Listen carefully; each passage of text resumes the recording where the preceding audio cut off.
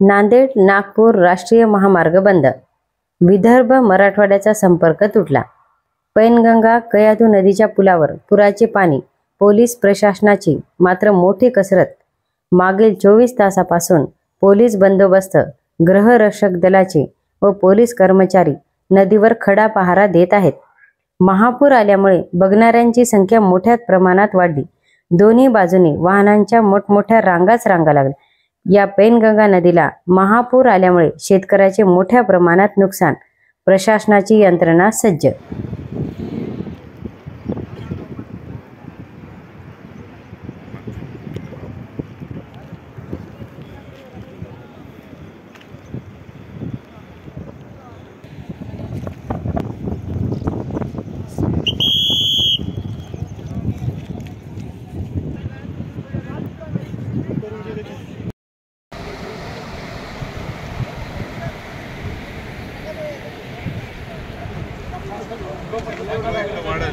काही काळ